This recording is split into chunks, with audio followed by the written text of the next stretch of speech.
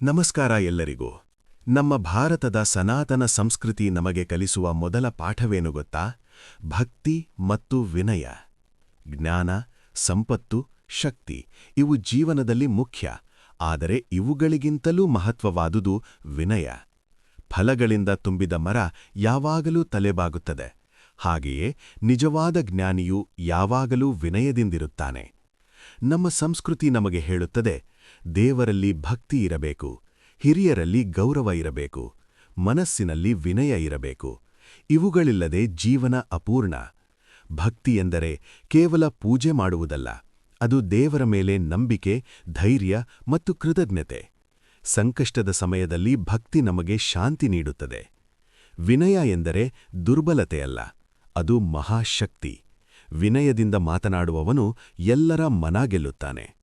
ಇಂದು ನಾವು ಆಧುನಿಕ ಯುಗದಲ್ಲಿ ಬದುಕುತ್ತಿದ್ದೇವೆ. ವಿಜ್ಞಾನ ಮತ್ತು ತಂತ್ರಜ್ಞಾನದಲ್ಲಿ ನಾವು ಮುನ್ನಡೆದಿದ್ದೇವೆ. ಆದರೆ ನಮ್ಮ ಬೇರುಗಳು ಸನಾತನ ಸಂಸ್ಕೃತಿಯಲ್ಲಿವೆ. ಆ ಸಂಸ್ಕೃತಿ ನಮಗೆ ಹೇಳುವುದು, ಜ್ಞಾನಕ್ಕೆ ಜೊತೆಗೆ ಸಂಸ್ಕಾರವೂ ಬೇಕು.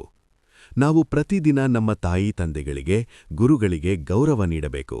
ದೇವರಲ್ಲಿ ಭಕ್ತಿ ಇರಬೇಕು. ಮನಸ್ಸಿನಲ್ಲಿ ಅಹಂಕಾರವಲ್ಲ, ವಿನಯ ಇರಬೇಕು. ಆಗ ಮಾತ್ರ ನಮ್ಮ ಜೀವನ ಸಾರ್ಥಕವಾಗುತ್ತದೆ. ಕೊನೆಗೆ ನಾನು ಹೇಳಲು ಬಯಸುವುದು, ಭಕ್ತಿ ಮನಸ್ಸಿಗೆ ಶಾಂತಿ ಕೊಡುತ್ತದೆ, ವಿನಯ ವ್ಯಕ್ತಿತ್ವವನ್ನು ಎತ್ತಿಸುತ್ತದೆ. ಸನಾತನ ಸಂಸ್ಕೃತಿ ನಮ್ಮ ಜೀವನದ ಬೆಳಕು. ಧನ್ಯವಾದಗಳು.